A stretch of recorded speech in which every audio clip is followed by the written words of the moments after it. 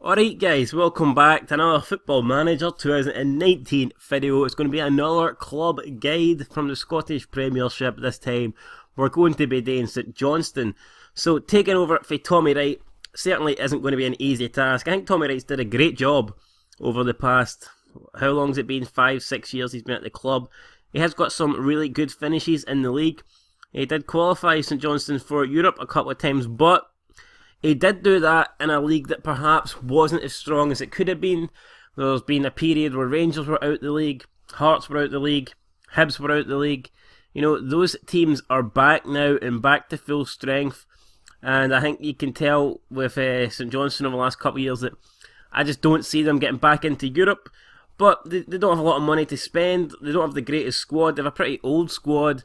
So I don't think you can really look at European football as a realistic objective. So it'll be interesting to see how we take the club forward in this save. But yeah, I do believe that the days of St Johnstone trying to get a third place or a fourth place finish in the league could be over. But anyway, let's move on. Let's find out some information about the club. Then we'll look at the players and so on and so on. So, Ladbrokes Premiership, founded in 1884. Again, most of these teams were founded in the 1880s. Professional status, 2.5 star. National reputation, okay finances. Play at McDermott Park in Perth, 10,696 capacity. The surface is grass, and the stadium condition is very good, which is good news, good to hear. So here you can see St Johnstone's finishes in the league. So they've got a third place in 6th, 4th, 4th and 4th. So 3 fourth place finishes in a row. Last season they were 8th, and I think 8th is, I think that's where they will be this year again. I don't think they'll break into the top 6, and I think Motherwell are better than St Johnstone. I could be wrong. I predict 8th. I could see them finishing 7th. I just don't see them breaking into the top 6. General information: captain Stephen Anderson, vice captain Brian Easton. Stephen Anderson, been a decent player, man. I think he's been around for a long time now. Let's have a quick look at Stephen Anderson. Yeah, 32 years old now, central defender. He is a good player though, 3.5 star ability, valued at 400k. Will be crucial. You need him to be playing well if you're going to have a successful season, I believe. Media prediction is 8th. That's where I think they'll finish. That's where the media think they'll finish. Average ticket price 23 quid. Average season ticket price 315 quid. And they've only 2,100 season ticket holders. That's a little bit disappointing, that number, in my opinion. Yeah, I'm not a big fan of that number. You can see icons here. Stephen McLean. With him leaving and going to Hearts, man, that is bad news for St Johnstone. He was a key player for them, and I really do believe they might struggle this year without him. But we'll check out the rest of the squad in a minute, see how they can get on. Let's have a look at the transfer budget. 100k and a 5k wage budget. So there is a bit of room to do a bit of business there. 100k isn't that much, but a 5k wage budget, I mean, you could bring in a couple of players on that. You could get a couple of freebies. I mean, who knows? Or you maybe just get in a really good player, like maybe a free agent, or you could get someone really decent on loan with that 5k wage budget. So there is a bit of room for a deal or two with the transfer budget available for St Johnstone. The competitions that they are in: Ladbrokes Premiership board expectation mid-table. Now, I believe that should have been the expectation in the Motherwell board. If you can remember last video we did, Motherwell, the expectation was to avoid relegation, which really did shock me. And St Johnstone's expectation is to avoid to finish mid-table. And I think that's pretty realistic. Depends what they mean by mid-table. If a 7th, 8th place finish means mid-table, then I agree. If by mid-table they kind of want a top 6 finish, then I don't think it's going to happen. And the Scottish Cup and Betfred Cup both reach the quarterfinals. Very doable. Helps on who you get in the draw, obviously, but I mean, you can do that. It's not a massive deal getting to the quarterfinal. And let's have a look now at the squad. So we'll start from the goalkeepers all the way to the strikers. And you have Connor Mitchell, who is 2-star ability, 3-star potential. He's only on loan as well. He's not any good. Sander Clark. Now, Sander Clark, good keeper. Got 3.5-star ability, 4-star potential. And I believe this guy probably deserves a call-up. Actually, I had someone mention in the comments that I think Sander Clark deserves a call-up. Yes, I do. I don't see why not, to be honest. If you look at the Scottish goalkeeper situation at the moment, our goalkeepers are all pretty old. You've got McGregor, Gordon, David Marshall. So I think we do need to try and, bring through the next generation of Scottish goalkeepers, and I think Sander Clark deserves a chance. Why not? You've got a lot of friendlies. You've got this shit UEFA Nations tournament. I mean, why not stick Sander Clark in? To me, I would give him a chance. You look at his goalkeeping stats, man. They're all solid. Aerial reach, command of area, communication, all 14. Handling, 14. One-on-ones, 12. Reflexes, 14. Got a lot of good stats there. So, yes, I do think Sander Clark deserves a call-up. And I do think he's going to be a very important player if you do a St Johnstone save. Only 25 years old, he will improve as well. So, next up with Richard Foster. He's kind of been everywhere, hasn't he? He's been at Aberdeen, been at Rangers, now at St Johnstone. Good right back. I mean, he seems to be the only right back in the squad. Might be a bit of a concern. As long as he doesn't get injured, though, he should be fine. Could always promote a right back from the under-18s or something, but a decent choice there. So, centre backs, you've got Stephen Anderson, who we already covered. You've got Joe Shaughnessy. Who did this guy play for? He's fouled at 750k. Did he not play for someone else before? Yeah, Aberdeen. I can remember him playing for Aberdeen. Surprised that they let him go out in a free, but well, seems to have improved quite a bit here, and you can see now he's got 4-star potential.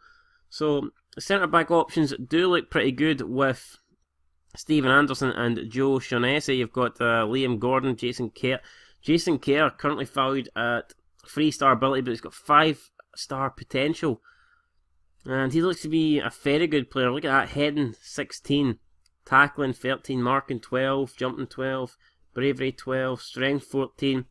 Solid player, valued at 100k. He's got 6 under-21 caps. He might not be good enough to go into the first team squad, but you definitely want to try and rotate him in and get him game time because he looks like he could be a great player.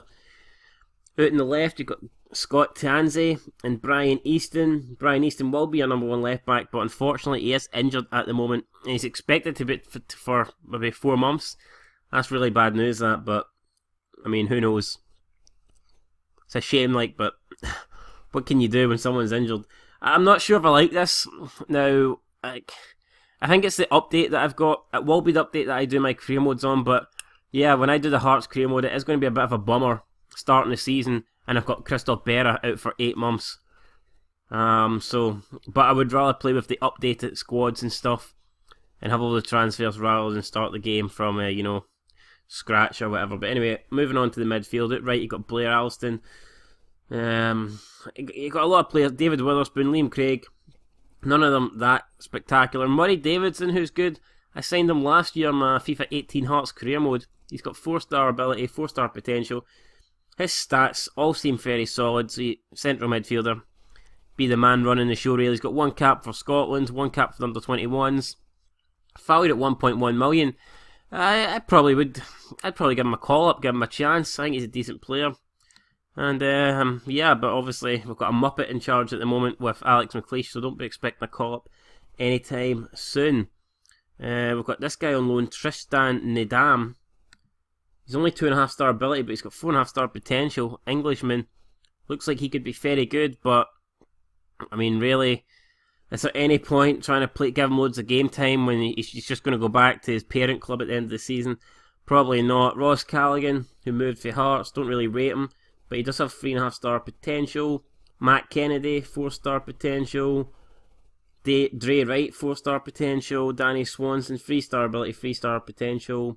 Stefan Skugel, he's got 3.5-star ability, 4-star potential. Seems to be a decent player in the cam role. And good player to put right behind your striker. Apparently his best role was a shadow striker. I like Stefan Skugel, I think he's a decent player. Could be key in a St Johnstone save. And then moving on to the strikers, we've got Chris Kane, David McMillan and Tony Watt. Tony Watt now, 3.5-star ability but 4.5-star potential. It seems like Tony Watt's been around for decades, but he's still only 24 years old, which is pretty crazy. valued at 675k. You look at stats, they all appear to be pretty good. Dribbling 14, finishing 14, first touch 14, penalty taking 16, seems to be very good. Off the ball, can make good runs, 14. His pace is alright, 13, acceleration 13. Not the worst player in the world, but I mean the 4.5 star potential ability probably would make him my number 1 striker. Got 9 caps for under 21s and 5 goals, so that's pretty good. Only 1 cap for the national team. And that's it really. You got Chris Kane as well. He's got 3-star potential.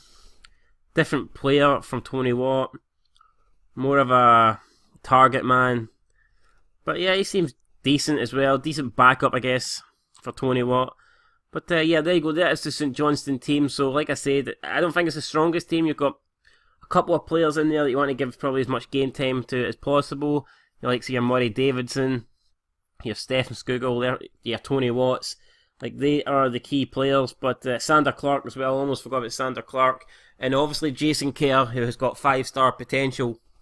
You want to give him as much game time as possible. And there is the best 11 according to Football Manager. Sander Clark in net, so there's no surprise about that. The back 4 of Tanzer, Kerr, Shaughnessy and Foster. So no place for Steven Anderson at the centre back role. Perhaps it would be wise to give Kerr more game time, who knows, but I thought Steven Anderson would have been a mature figure to have in there. Lots of experience. Foster at the right back. Middle of the field, you've got Davidson and the young player on loan, Nadam. Out left, you've got Kennedy. Out right, you've got Wright. Skugel in that cam role and Tony Watt up front. So let me know, guys, down below, do you think this is the best 11 that St Johnstone have? Who would you put into the starting 11? How do you think St Johnstone will do in Football Manager? Do you plan on doing a St Johnstone save? What's your expectations? What's your goals? Let me know all that stuff down below. And until next time, peace.